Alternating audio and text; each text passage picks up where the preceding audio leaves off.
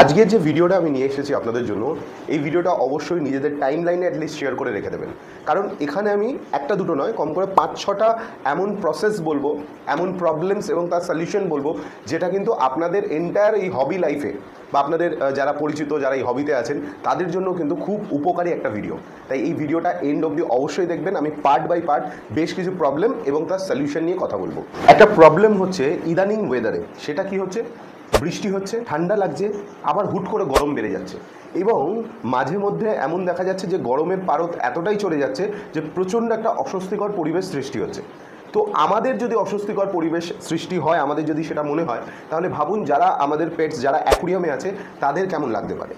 এমতো অবস্থায় ভালো করে মনে রাখবেন, যাদের ট্যাঙ্কে যতটা মাছ আছে এক্সট্রা লোড বাড়াবেন না। মানে যদি এমনি কোনো সিচুয়েশন থাকে, ওয়েদারটা যদি প্রচণ্ড গরমের মধ্যে থাকে, তাহলে 2-4 দিন নতুন কোনো মাছ অ্যাড করবেন না।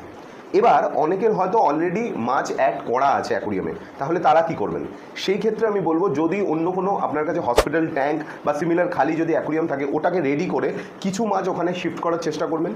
দ্বিতীয়ত হচ্ছে মাছের খাওয়া দাওয়া একটু কন্ট্রোল করে দেবেন। মানে খুব বেশি খাওয়া দাওয়া দেবেন না, তাতে যদি ট্যাঙ্কের লোডও থাকে, খাওয়া দাওয়াটা যদি একটু কম হয়, তাতে মাছ কিন্তু সার্ভাইভ করবে। এরিয়েশন লেভেল বা অক্সিজেন যেটাকে আমরা বলি, জলের মধ্যে যে বাবলসগুলো ক্রিয়েট হয়, সেটাকে বাড়িয়ে দেওয়ার চেষ্টা করবেন যদি অত্যাধিক গরম পড়েছে। এবং ওয়াটার চেঞ্জটা একটু ফ্রিকুয়েন্ট করার চেষ্টা করবেন এই 2-3 দিন। আমরা হয়তো জেনারেলি 7 বা 10 দিনে অনেকেই আছে একবার হয়তো ওয়াটার চেঞ্জ করে, কিন্তু অত্যাধিক গরম পড়লে আপনারা যদি ওয়াটার চেঞ্জ করেছেন, তো জলের মধ্যে ফ্রেশ ওয়াটার গেলে অক্সিজেন লেভেল বাড়ে, তারা অক্সিজেনটা একটু বেশি পায়, তাতে মাছ কিন্তু অনেকটা রিলিফ থাকে। সাডেনলি ইলেকট্রিসিটি অফ হয়ে যায়, এটাও একটা প্রবলেম এবং অনেকের কাছে এটা একটা বড় সমস্যা যে হয়তো তাদের কাছে ইনভার্টার থাকে না বা তাদের ওখানে ইলেকট্রিসিটি চলে গেলে 4-5 ঘন্টা 6 ঘন্টা চলে যায়। এবং আরও একটা কারণ ইলেকট্রিসিটি যায়, সেটা হচ্ছে প্রাকৃতিক দুর্যোগে। তো আপনাদের কাছে যদি এমনি কোনো নিউজ থাকে যে কোনো ঝড় আসছে বা এই ধরনের কিছু হলে ইলেকট্রিসিটি 8-10 ঘন্টা বা 1-2 দিন বন্ধ থাকতে পারে, সেই মতো অবস্থায় আপনারা কী করবেন ভালো করে শুনে নিন। প্রথমত হচ্ছে, যেদিন এই ধরনের ঘটনা ঘটতে পারে, মানে যেদিন অ্যালার্ট আছে যে এই সময় এই দিন হয়তো ইলেকট্রিসিটি অফ হতে পারে, ঝড় আসছে বা কিছু, আমরা বিভিন্ন নিউজ চ্যানেলের মাধ্যমে, বিভিন্নভাবে সোশ্যাল মিডিয়ার মাধ্যমে আমরা জানতে পারি। তো চেষ্টা করবেন আগের দিন ফিডিং একদম লো করানোর বা ফিডিং না করানোর। কারণ মাছ কিন্তু 2 দিন না খেলে মারা যায় না। হ্যাঁ, আপনার ট্যাঙ্কে এবার যদি খুব অ্যাগ্রেসিভ গোছের মাছ থাকে, তাহলে সেই ক্ষেত্রে আপনাকে বুঝে ফিডিং দিতে হবে। দ্বিতীয়, আপনাকে ইনভার্টার পাম্প বা ব্যাটারি পাম্প বলি, সেটা হাতের সামনে রাখতে হবে। এটা শুধুমাত্র যে ওই কোনো সাইক্লোন আসছে বা প্রাকৃতিক দুর্যোগ আসছে তখনই আপনি ওটা কিনবেন এমনটা নয়। আপনি কোনো অনলাইন সাইট থেকে অথবা আমাদের থেকেও অর্ডার করতে পারেন ব্যাটারি পাম্প বা ইনভার্টার পাম্প। আরও একটা জিনিস হচ্ছে ওয়াটার চেঞ্জ। যাদের কাছে ব্যাটারি পাম্প এই মুহূর্তে নেই বা যারা এই মুহূর্তে কিনতে পারবেন না, অসুবিধা থাকতেই পারে, সেই ক্ষেত্রে যদি কোনোভাবে ইলেকট্রিসিটি অফ হয়ে যায়, তো প্রথমের হয়তো 1-8 ঘন্টা কোনো প্রবলেম হবে না, কিন্তু তারপরে আপনাকে একটু ওয়াটার চেঞ্জের ওপর একটু নজর দিতে হবে। আমাদের অশোক অ্যাকোয়া ফিশ বাংলা যে চ্যানেল আছে, ইলেকট্রিসিটি অফের ওপর ওখানে একটা ভিডিও করা আছে, হিন্দি চ্যানেলেও আছে, আপনারা ওটাও গিয়েও দেখতে পারেন, ওখান থেকেও বেশ কিছু নলেজ আপনারা পাবেন। সুতরাং এই যে পয়েন্টসগুলো বললাম, এগুলোতে একটু খেয়াল রাখবেন। গরম যেমন আমাদের কাছে একটা সমস্যা, তেমন ঠিক অতিবৃষ্টিও আমাদের কাছে একটা সমস্যা।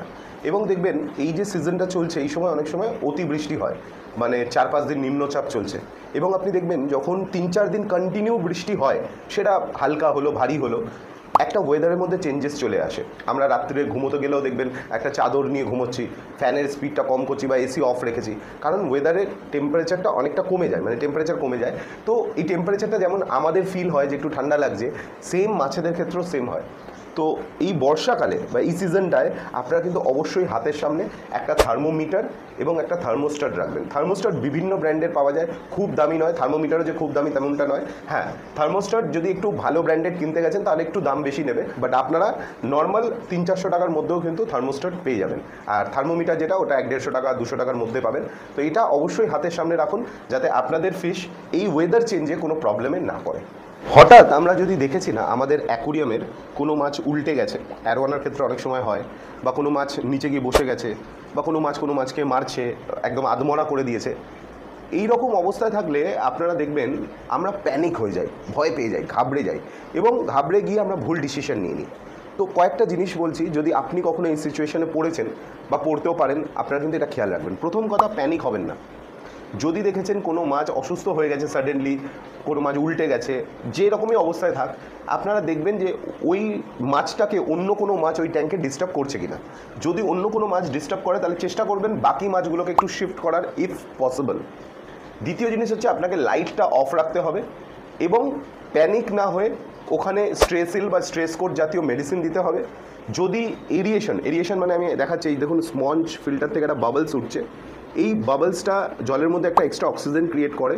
তো এমনি যদি আপনার কাছে এয়ার স্টোন থাকে তো এয়ার স্টোন দিয়ে আপনি অক্সিজেন লেভেলটা একটু বাড়িয়ে দেবেন, এবং দেন যে আপনাকে এই ব্যাপারে গাইড করতে পারবে, আমাদের হেল্পলাইন আছে, কিন্তু ধরুন রাত্রে ঘটলো 10টা 11টা 12টা নাগাদ, তো তখন হয়তো হেল্পলাইনের সুযোগটা আপনারা পাবেন না।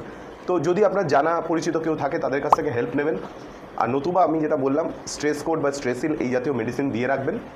আর মাছকে যেন ডিস্টার্ব না করে। অনেক সময় কি হয়, আমরা অসুস্থ মাছ এবং অন্যান্য মাছ একসাথেই রেখে দিই। অসুস্থ মাছ যতটা না অসুস্থ, তাকে সুস্থ মাছ যারা আছে ওকে ঠুকরে ফিননিট করে আরও বেশি অসুস্থ করে ফেলে, অনেক সময় মেরেও ফেলে। তো এই যে কথাগুলো বললাম এগুলো একটু মাথায় রাখবেন। অনেক সময় দেখবেন আমরা আমাদের মাছকে একটু ওভার ফিট করিয়ে ফেলি, বা অনেক সময় হয় যে ট্যাঙ্কের লোড বেড়ে গেছে, মানে ট্যাঙ্কে প্রচুর মাছ আছে, মাছের সংখ্যা বেশি, তার জন্য অনেক সময় কি হয় জলের প্যারামিটার একটু গোলমাল হয়, এবং আপনার মাছকে যেটা খাইয়েছেন কিছুক্ষণ পর দেখবেন সেটা ভমিট করে দিয়েছে, যেটা আমরা বাংলায় বলি বমি করে দিয়েছে, মাছ বার করে দিয়েছে। এবার ওরা যখন মুখ থেকে মাছটা বার করে, কিছুটা খাওয়া কিছুটা না খাওয়া এই ধরনের, এবং কিছুক্ষণ পর এটা যখন করে, তো ওই যে ভমিট যেটা হয় না, সেখানে যেগুলো বেরোয় মুখ থেকে বেরোচ্ছে, তো মুখেরও অনেক খাবারের সাথে অনেক কিছু বেরোয়, তো সেখানে দাঁড়িয়ে জলের প্যারামিটার একেবারে বিগড়ে যেতে পারে। এবং এমনি প্রচুরবার ঘটেছে যে হয়তো মাছ ভমিট করে দিয়েছে, ওখানেই ওই উচ্ছিষ্ট খাবারগুলো পড়ে আছে, আমরা দেখিনি, ফলত দেখা গেছে সাডেনলি অনেকগুলো মাছ মরে গেছে। কারণ আমাদের একটা জিনিস বুঝতে হবে, যখন ওই নোংরা জিনিসটা বার করছে, আমাদের যত দ্রুত সম্ভব একবার ওটা পরিষ্কার করে একটু সাইফুনিং করে দিয়ে কিছুটা পুরনো জল ফেলে নতুন জল দিতে হবে, এবং যদি সম্ভব হয় একটু স্ট্রেসিল দিয়ে দিতে হবে। এবং সেই দিন যদি রাত্রে আবার খাবানোর প্ল্যান থাকে তাহলে সেই প্ল্যানটাকে স্কিপ করতে হবে। কথাটা বোঝাতে পারলাম? যদি মাছ ভমিট করেছে তাহলে ওই ভমিটে যে মাছগুলো বা উচ্ছিষ্ট খাবারগুলো বেরিয়ে গেছে সেগুলোকে ফেলে দিতে হবে, জল সাইফোনিং করাতে হবে, স্ট্রেসিল দিতে হবে, এবং রাতে যদি আবার 2 টাইম অনেকে খাবার দেয়, অনেকে 3 টাইম দেয়, তো পরে যদি খাবার দেওয়ার প্ল্যান থাকে সেটাকে স্কিপ করতে হবে। আদারওয়াইজ কিন্তু জলের অ্যামোনিয়া লেভেল স্পাইক করে যাবে, অনেক প্রবলেম হতে পারে, মাছ একসাথে অনেক মারা যেতে পারে। কেয়ারফুল থাকবেন। আর অশোক একবার এই ভিডিওগুলো কেমন লাগছে জানাবেন, শেয়ার করবেন, কারণ এই ভিডিওগুলো অ্যাটলিস্ট প্রচুর মানুষকে তো সাহায্য করবে এই বিপদগুলোর হাত থেকে। ভালো থাকবেন সবাই। আর আপনারা কী রকমের ভিডিও দেখতে চান সেটাও জানাবেন, তো আমরা সেইভাবে আপনাদের জন্য ভিডিও নিয়ে আসবো। নমস্কার।